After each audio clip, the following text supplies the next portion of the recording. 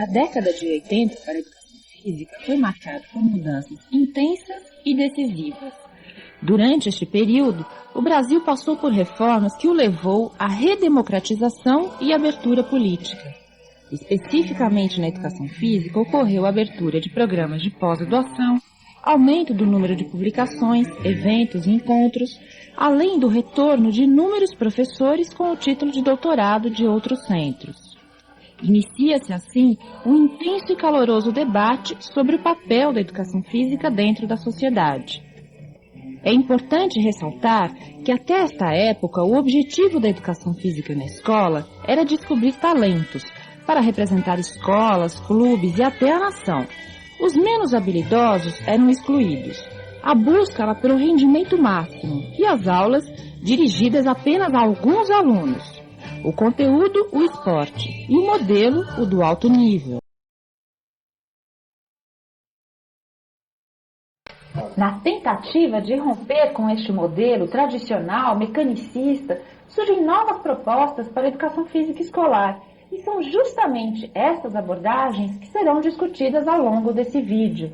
Escolhi as propostas desenvolvimentista, construtivista, crítico-superadora e aquela relacionada à cidadania, embora reconheça a existência de muitas outras que transitam pelos meios acadêmicos e profissionais, tais como a cultural, a sistêmica, a fenomenológica, aquela relacionada à saúde, à psicomotricidade, entre outras.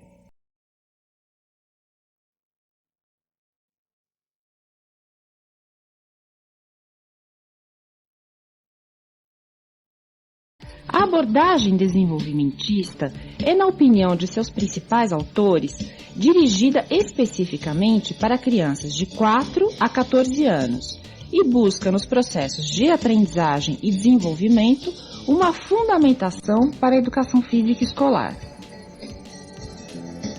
Os autores defendem a ideia de que o movimento é o principal meio e fim da educação física. Sua função não é desenvolver capacidades que auxiliem a alfabetização e o pensamento lógico-matemático, embora tal aprendizagem possa ocorrer. A proposta dentro dessa visão também não é buscar na educação física solução para todos os problemas sociais do país, com discursos genéricos que não dão conta da realidade.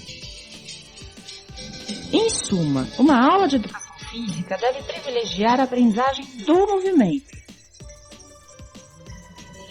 Aliás, a habilidade motora é um dos conceitos mais importantes dentro dessa abordagem, pois é através dela que os seres humanos se adaptam aos problemas do cotidiano, resolvendo problemas motores. A partir dessa perspectiva, passou a ser extremamente disseminado na área a questão da adequação dos conteúdos ao longo das faixas etárias. Como no domínio cognitivo, uma taxonomia para o desenvolvimento motor, ou seja, uma classificação hierárquica dos movimentos dos seres humanos, do nascimento à morte, deve ser estabelecida. Os conteúdos devem obedecer uma sequência fundamentada no modelo de taxonomia do desenvolvimento motor proposta por Gallagher e ampliada por Manuel, na seguinte ordem: fase dos movimentos fetais, fase dos movimentos espontâneos e reflexos, fase dos movimentos rudimentares, fase dos movimentos fundamentais, fase de combinação dos movimentos fundamentais e movimentos culturalmente determinados. Tais conteúdos devem ser desenvolvidos segundo uma ordem de habilidades, do mais simples, que são as habilidades básicas, para as mais complexas, as habilidades específicas. As habilidades básicas podem ser classificadas em habilidades locomotoras, por exemplo, andar, correr, saltar, saltitar, manipulativas, como arremessar, chutar, rebater, receber, e de estabilização, como girar, flexionar, realizar posições invertidas e outras.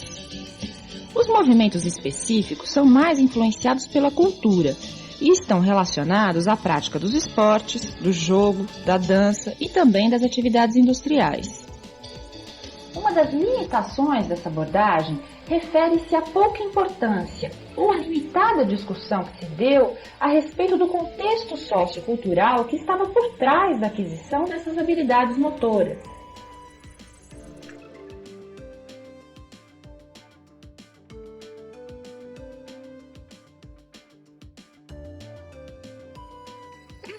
proposta está explicitada principalmente no documento elaborado pela Coordenadoria de Estudos e Normas Pedagógicas, a CEN, que tem como colaborador o professor João Batista Freire.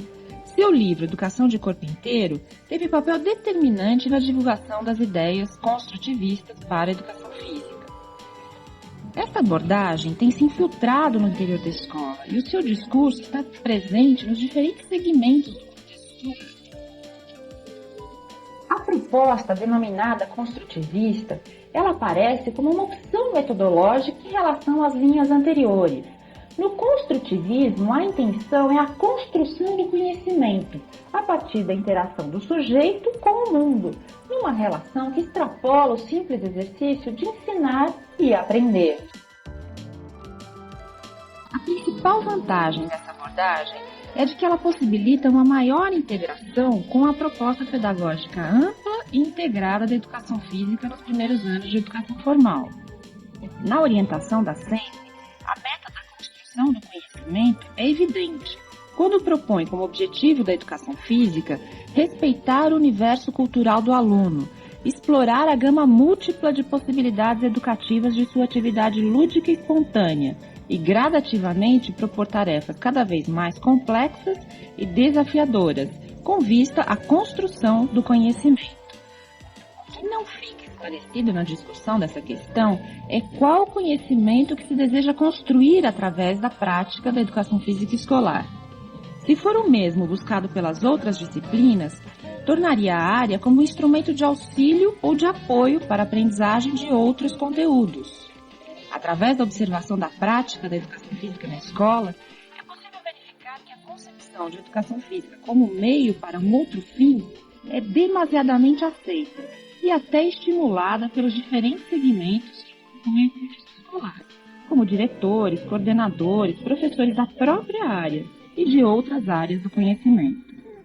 Por outro lado, a proposta teve o mérito de levantar a questão da importância da educação física na escola, considerar o conhecimento que a criança já possui, independentemente da situação formal de ensino, porque a criança, como ninguém, é uma especialista em brinquedo. Deve-se, deste modo, resgatar a cultura de jogos e brincadeiras dos alunos envolvidos no processo ensino-aprendizagem, aqui incluídas as brincadeiras de rua, os jogos com regras, as rodas cantadas e outras atividades que compõem o universo cultural dos alunos. Além de procurar valorizar as experiências dos alunos, a sua cultura, a proposta construtivista também teve o mérito de propor uma alternativa aos métodos diretivos, tão impregnados na prática da educação física. O aluno constrói o seu conhecimento a partir da interação com o meio, resolvendo problemas. Na proposta construtivista, o jogo, enquanto conteúdo e estratégia, tem papel privilegiado. É considerado o principal modo de ensinar. É um instrumento pedagógico, um meio de ensino, pois enquanto joga ou brinca, a criança aprende, sendo que este aprender deve ocorrer num ambiente lúdico e prazeroso.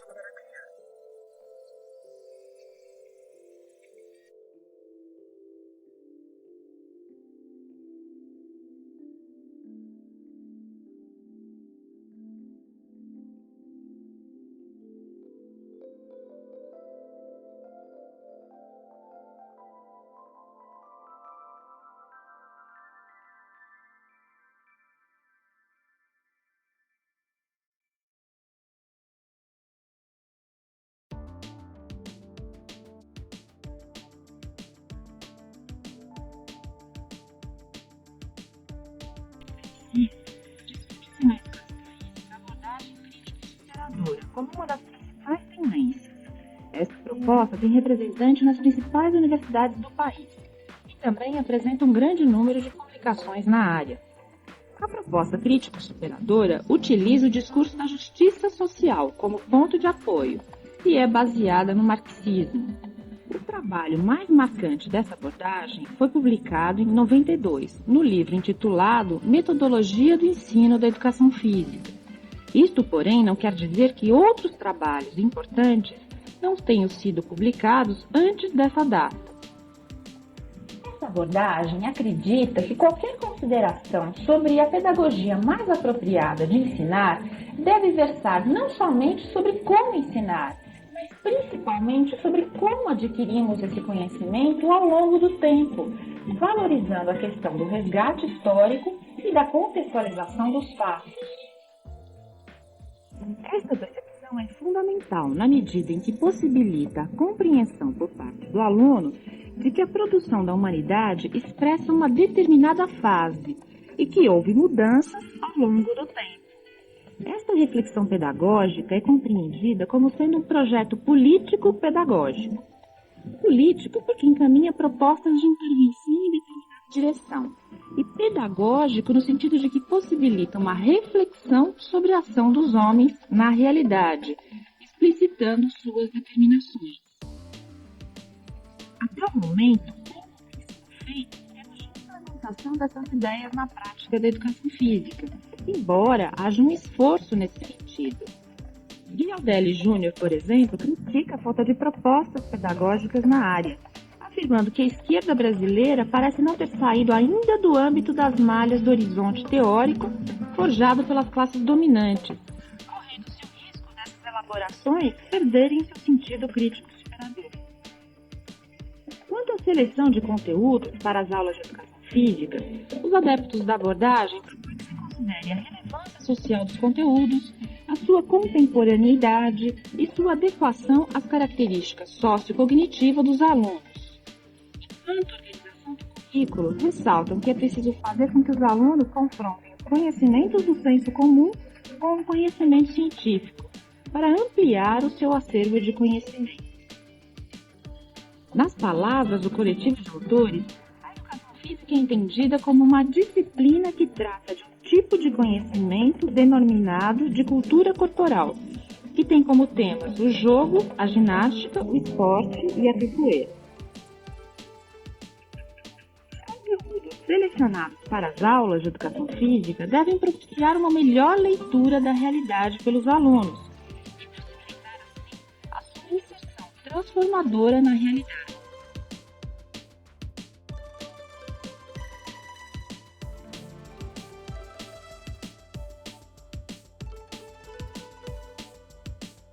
De acordo com os critérios de educação física voltada para a formação do cidadão, a escola não muda a sociedade, mas pode, partilhando esse projeto com diferentes segmentos sociais, articulando-se a eles, constituir-se não só em espaço de reprodução, mas principalmente de transformação.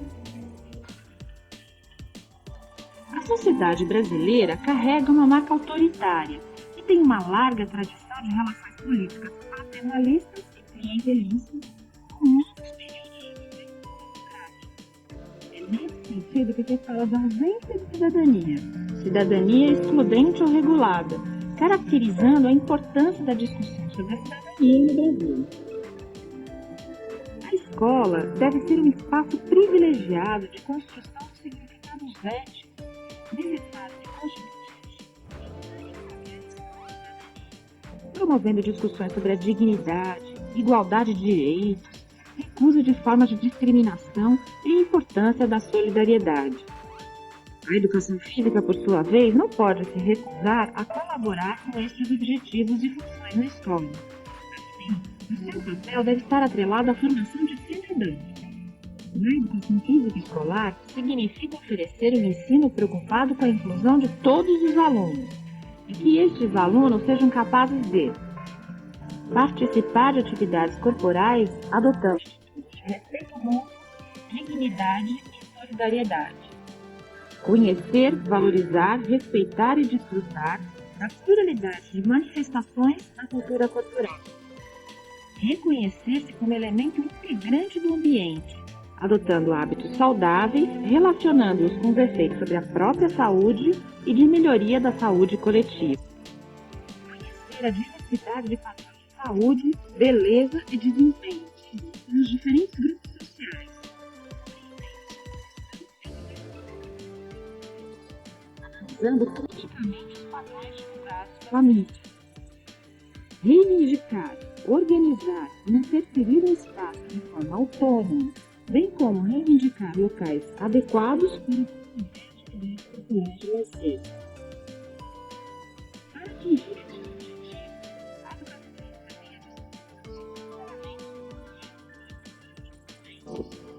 esportes, jogos, lutas, ginásticas, atividades rítmicas.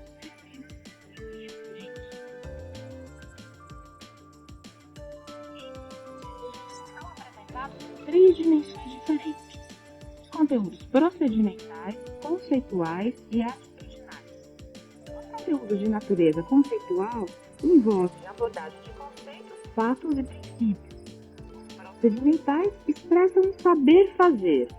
Os conteúdos de natureza atitudinal incluem normas, valores e atitudes que permeiam todo o conhecimento escolar. A não compreensão de atitudes como conteúdos escolares faz com que sejam comunicados sobretudo de forma inadvertida. Acabam por serem aprendidos sem que haja uma deliberação clara sobre esse ensinamento. Assim, além das disciplinas, os parâmetros curriculares nacionais apontam também a importância de discutir em cada disciplina, na escola e na sala de aula, questões da sociedade brasileira, como as ligadas à ética, meio ambiente, orientação sexual, pluralidade cultural, saúde, trabalho e consumo, ou outros temas que se mostrem relevantes. Esse conjunto recebeu o título geral de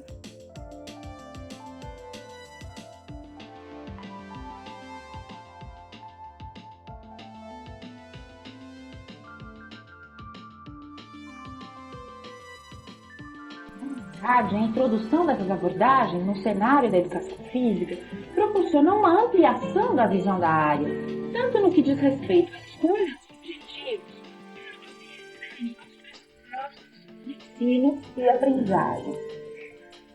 Da abordagem desenvolvimentista, considero importante a compreensão de dois itens: na questão da garantia da especificidade da área e na valorização do conhecimento sobre as necessidades dos alunos nas diferentes faixas etárias. Porém, é preciso reconhecer que a abordagem desenvolvimentista relevou os aspectos socioculturais que permeiam o desenvolvimento das habilidades motoras. Quanto à abordagem construtivista, é inegável seu valor nas transformações que temos observado, embora, principalmente no início do seu aparecimento, tenha gerado algumas dúvidas, especialmente quanto ao papel da disciplina na escola. Apêndice de outros. Como contribuições essenciais, cito discussão sobre o papel da cultura popular, do jogo, do lúdico no contexto escolar. A abordagem crítico-superadora tem nos alertado sobre a importância da educação e da educação física contribuírem para que as mudanças sociais possam ocorrer, diminuindo as desigualdades e injustiças sociais. Um objetivo, aliás, que os educadores devem partilhar. No entanto, percebemos que os professores se ressentem de elementos para trabalharem com essa abordagem na prática concreta. As 3 primeiras vertentes discutidas nesse trabalho foram formuladas especialmente em crítica ao modelo esportivista e biológico que dominava, ou ainda domina, a educação física na escola. Baixada a poeira e compreendido todos os malefícios dessa concepção, parece-me que é o momento, como está explicitado na proposta de retornarmos às questões da aptidão física, só que agora numa dimensão mais ampla, que considere a saúde no contexto sociocultural. Em suma, o modelo de educação física que fuja dos moldes tradicionais precisa abarcar as abordagens que têm um enfoque mais biológico e psicológico àquelas com enfoque mais sociológico e político. Reconheço que ainda temos um longo caminho na busca dos acordos, do qual somos todos responsáveis.